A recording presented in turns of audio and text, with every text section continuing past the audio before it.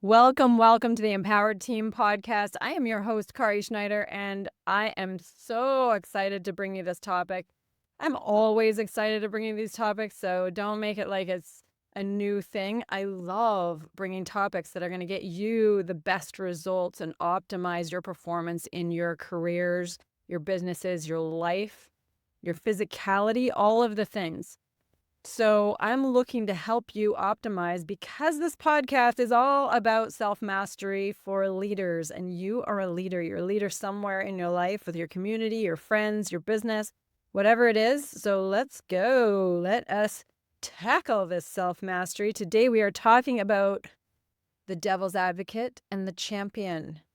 Why is it so important to have these two in your life? Well, today I'm going to tell you a little parable, which I think is really fun. Got that with the help of AI. And I am going to really highlight why we want this because the benefits are profound. The benefits are that we've got stronger decision making under pressure when we've got the devil's advocate and the champion. We don't want just one, not just the other. And I know you have a preference. I have a preference. I love the championing, but I can certainly hold my own when it comes to the devil's advocate as well. So benefits, stronger decision making, increased inner trust, but also emotional agility. And 3, more aligned and empowered leadership. This is what we want. All right, how are we going to get it? Because we need these two things. So I'm going to go through these benefits really quickly because it's not just about decision making and going, okay, I'm better at making decisions under pressure. I have to have these elements. We're going to talk about the devil's advocate intrinsically and extrinsically, meaning how can I be my own devil's advocate and my own champion and also surround myself with a devil's advocate and champion so that I can get the benefit of a stronger decision-making process, being able to do it under pressure, be able to test the assumptions and believe in the solutions at the same time. This becomes more strategic, less impulsive, rooted both in logic and purpose or your passion. So you don't have to be just one or the other. I want to show you how today. And then that second benefit of trust, this inner trust and emotional agility, it's not just the inner trust, it's also with those around you. So instead of battling your inner critic and overindulging the dreamer or the fantasy, you create dialogue, not a war. You create solutions, not just friction. And you trust yourself more and more when you do this to be able to analyze and act, not just react. All right. And in that third benefit that I mentioned, this more aligned and empowered leadership, when you're in a group of people and you've got people who have different talents, different abilities, different perspectives to bring to the table, you learn and model weighing the risks without killing the innovation. Because when you've got all the space for these different perspectives, then it fosters more of a spark of what's possible and different viewpoints. You normalize the questioning without shaming the questioner, letting the questioner be who they are. If they're the devil's advocate or they're the champion, let them be who they are, let them contribute. And that ends up being a very, very good thing. Your result, these are benefits, but you get these benefits, you get some results. You have a higher performing culture, you have psychologically safe teams, even emotionally safe teams, bolder execution, and less of the blind spots from being in a siloed approach or this echo chamber of, oh, I hear my own ideas bouncing back to me from everybody I'm surrounded by. Not the best scenario when you need to be spurred on by other ideas. So this is what creates more resilience with a group. They can handle different opinions, better self-regulation. They can handle their own emotional state when someone disagrees with them, and then more consistent confidence. Pretty freaking cool, right? So now you want to know, well, what's going to give me all this stuff? What's going to give me all this stuff in my life internally, because you can do it for yourself, and then also with my teams? Well, let me just start with a little parable. I'm going to read you something that I crafted with the help of AI on this very topic that I thought would tell the story so you can get an image of it. Because I often give you my own examples and my own stories, and I certainly can be a strong champion for my own ideas. I can also be a real devil's advocate for my own ideas and others. So we want to see where they both fit in and why this is really important. So this is the story of the bridge between belief and doubt, and it's a parable of the kingdom, the ravine, and the two advisors.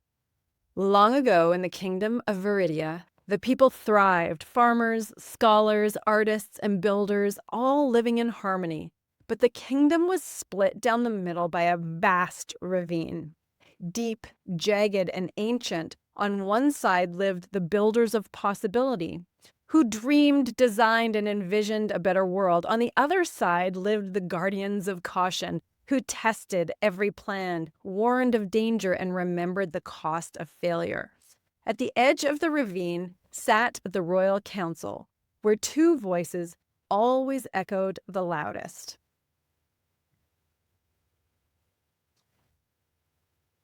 The two voices were the devil's advocate, the sharp-eyed strategist who built walls of logic. His job was to test every dream for cracks, asking what could go wrong.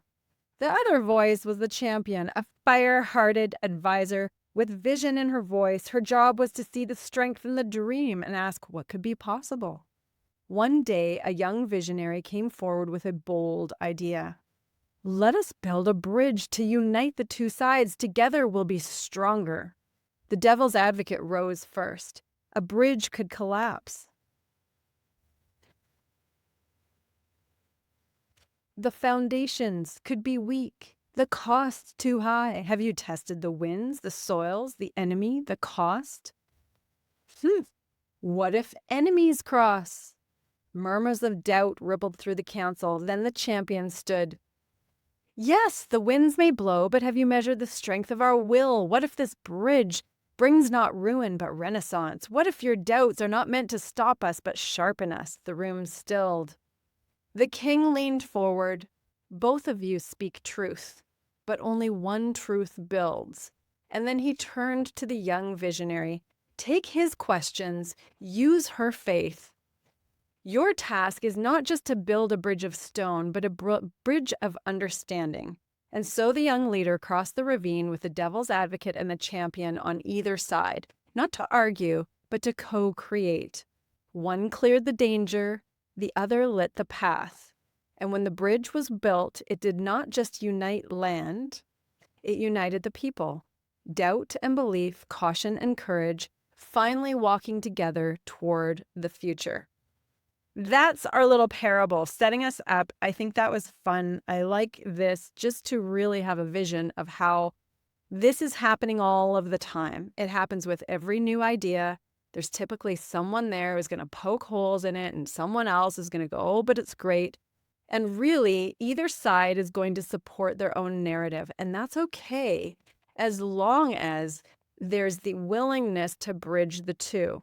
So the definition that I'd like to give you for the devil's advocate, this is the voice that tests, challenges, and really is stress testing ideas by pointing out flaws.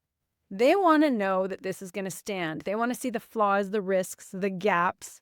And then when overused devil's advocacy, it can spiral into fear or paralysis where nothing is done. So when it's harnessed, it can sharpen the clarity. It can build resilience because we already know through this devil's advocacy, what could the problems be? All right. So that's what the devil's advocacy is. The champion or championing, this is the inner voice that believes, imagines, and advocates for the potential of an idea. It fuels, it provides fuel for momentum and courage. And then when balanced, it becomes the amplifier of progress. Now, keep in mind that if someone's just dreaming and championing something that does not have the proper testing, you can see where that could go drastically wrong. So really, it is both that are needed for yourself as an individual internally, but also in your groups of people, whether it's a team or a community or something that's being built. The point isn't to silence the other. It's not to compete to prove the other wrong. It's to build the bridge between them. The most effective leaders I work with learn how to use both. The most effective leaders I work with surround themselves with both and are able to find that bridge between the two. That is a high quality leadership trait. All right, so let's see how we can use these two. Let's embrace this. Tips for embracing the devil's advocate for yourself, and the top 3 tips for embracing the championing for yourself.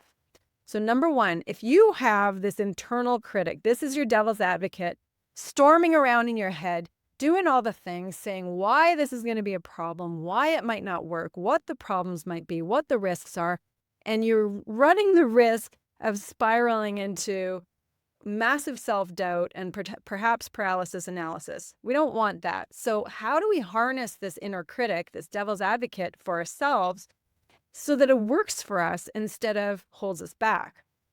So number 1, set a time limit for doubt. Literally give yourself a span of time where you're going to go and poke all the holes in it. It might be 5 minutes, it might be 15 minutes, but think critically. Go right into all of the problems. All right, that's number 1. Set a time limit for the doubt to really criticize it. Number 2, make sure that when you're challenging something, whether it's your idea, whether it's the thing, that you don't get into challenging your identity. So detach from making it about you, but rather, and your own self-worth, that you can't do it, you're not good enough, those types of things. Detach from that, but criticize the idea, not you for having the idea, not your ability to execute on the idea, but rather the idea itself. What could the problems be with the idea? This is where you're dissecting the idea or the plan, not the person, not another person if it's someone else, and not yourself, all right? So this is where you make sure that you separate the two. Challenge the idea, not the identity. And number 3 is use if-then when you're strategizing or you're mapping. So you want to go, if this happens, then we will do that. So you're looking for worst case scenarios. You're going to be strategic about it, not be catastrophizing the situation when nothing's happened yet. Instead, you're going to go, well, if this happens, what would the solution be in that particular scenario? Turn the fear into foresight, creating contingency actions and plans, which creates this contingency confidence. All right, those are the main 3 for being able to really embrace your devil's advocate, that inner critic, and utilize it effectively instead of having it really draw upon all the self-doubt. It's setting the time limit for doubt, challenging the ideas, not the identity, and using if-then strategizing. If this happens, then we're going to go to this solution, or this is how we would solve that potential problem. All right, that's the top 3 tips for devil's advocacy. Now let's look for championing. What are the top 3 there? Because these have the drawbacks too. You start to just dream like a maniac. You might be turning yourself into fantasizing something that's really not possible. Perhaps it is, perhaps it isn't, but let's find out. We're going to use our devil's advocate, but we're really going to find the top tips for our champion. So here it is. Name the spark. There's something about the idea, something about the plan that lights you up. And this is where a champion will go and name that spark. What excites you most about this? What is so exciting about having this come to fruition? Say it out loud. I'm so excited that this will make an impact on all of these people. All right. Visualize the success in detail. This is number 2.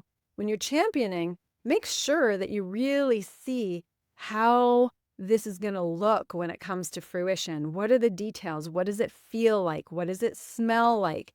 Feel the win. Speak in future present tense. I will blank. I will see blank.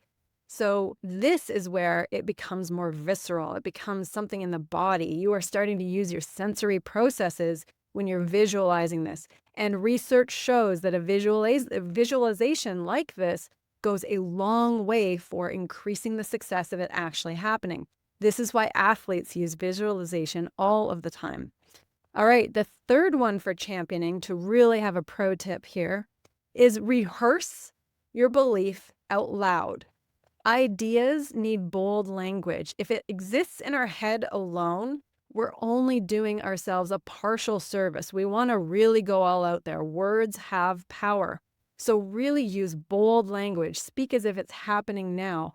I am completing blank. I am completing this business project, and it's going to yield this much impact on our clients, this much impact on the community, this much revenue for the business, and it's happening now because we're starting now. These are powerful statements. These help you keep going. It's something that if we let things live in our head alone, that's where they often die. We don't want our ideas, our dreams, the possibilities to die in our head. We verbalize them, and it becomes even more powerful when you're championing to verbalize them to other people, because then that seed that was only in your head starts to be planted in other people's brains. Their ideas can come forth. Their devil's advocacy can come forth and test the ideas as well. So those top three for making sure that you are embracing your champion are really naming that spark, whatever the passion is, name it. Put some description to it. What excites me most about this? Number two is making sure that you're visualizing things in detail and allowing yourself to get visceral, visual and visceral. Say that fast 5 times. Really making sure that you are getting sensory. You're feeling what it feels like to have the success. And number 3, making sure that you're rehearsing this out loud. I am, this is, this will be, all of those things, making sure you're saying it out loud. Say it to other people too, to even anchor it further. All right, let's go on to the next thing. And this one is so good because now we've tackled, okay, what's this like to explore the devil's advocate and the champion within myself? And how can I harness it so that it really works for me? It really yields those benefits we talked about earlier.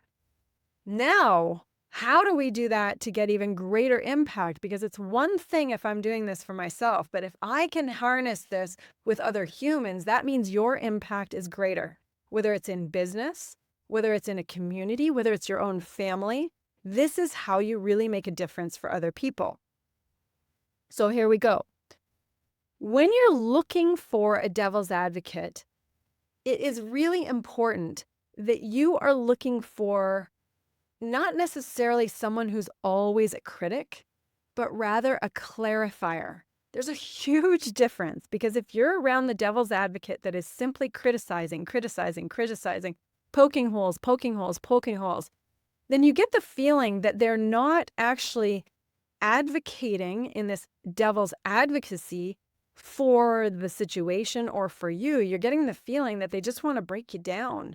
And that's not what you want. So when you're surrounding yourself with a devil's advocate, you don't want to be broken down.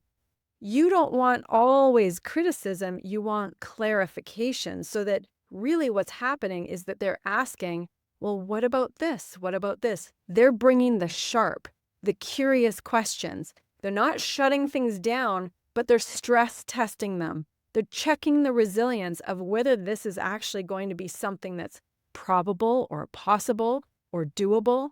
And that's what you want.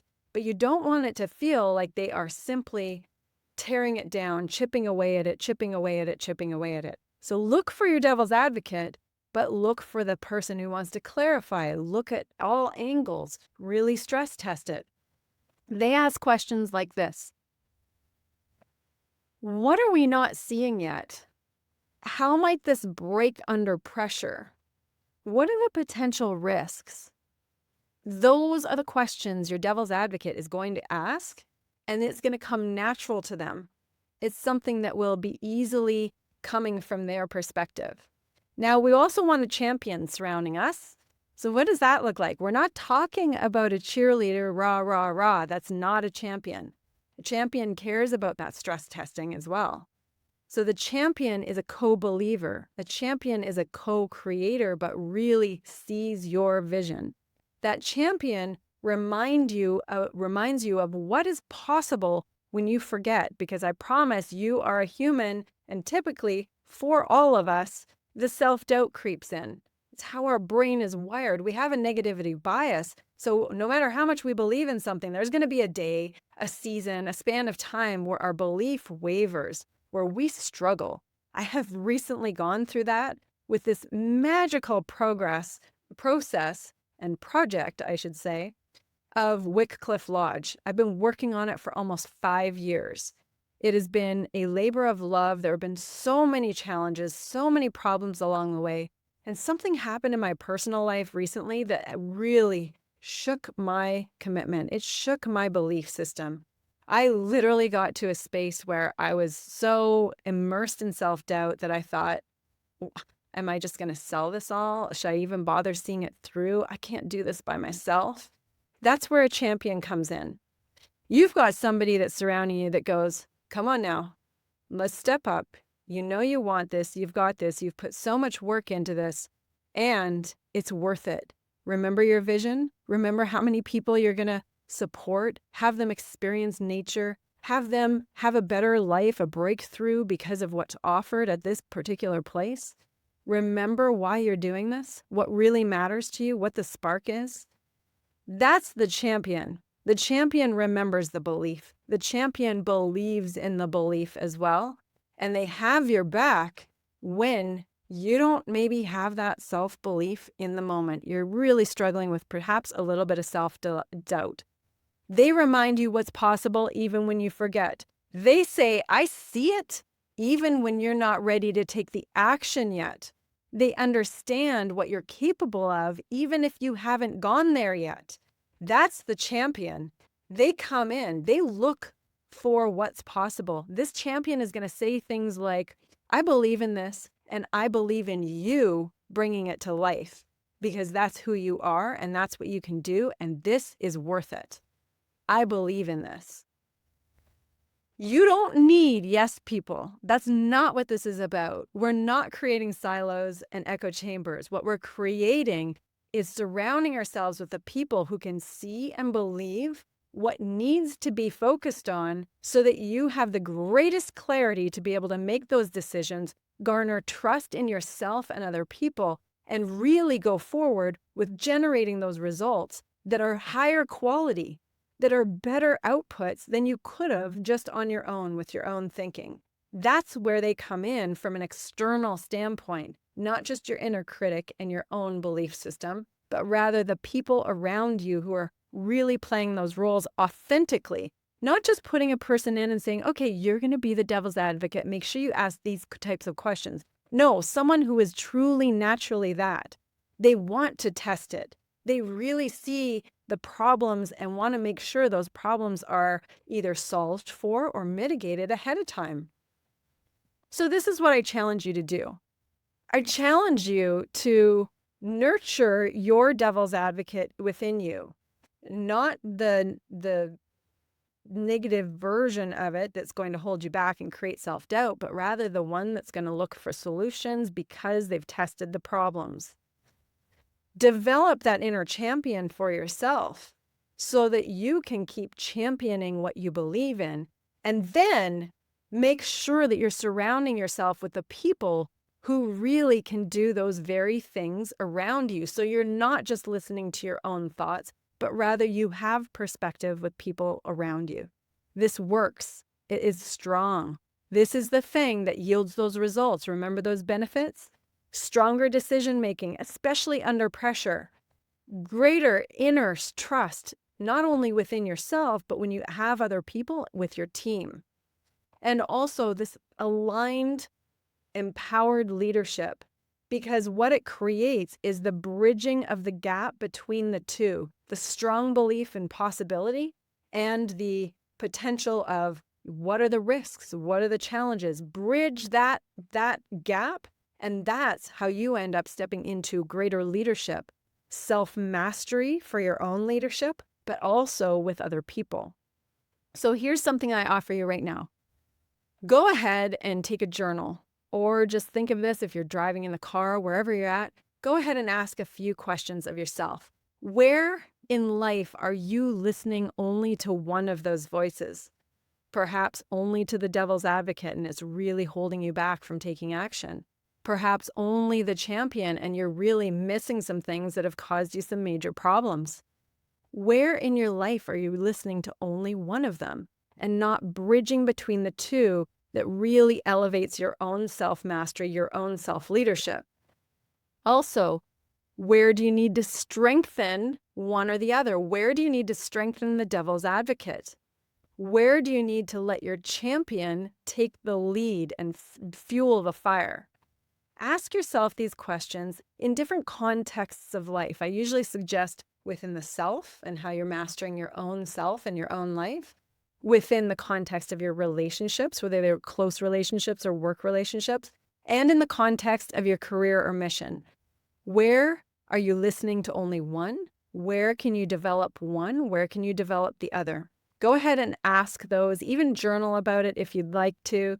And if this has landed for you and you know this is going to make a difference for someone that you care about, maybe a coworker or someone in your life, go ahead and share it and help them develop their own inner advocate for devil's advocacy and their inner champion. Help them keep providing those benefits that we know are so amazing and creating an empowered life. You go and have an amazing rest of your day. Share this episode. Rock on, keep being empowered, and have a great week ahead.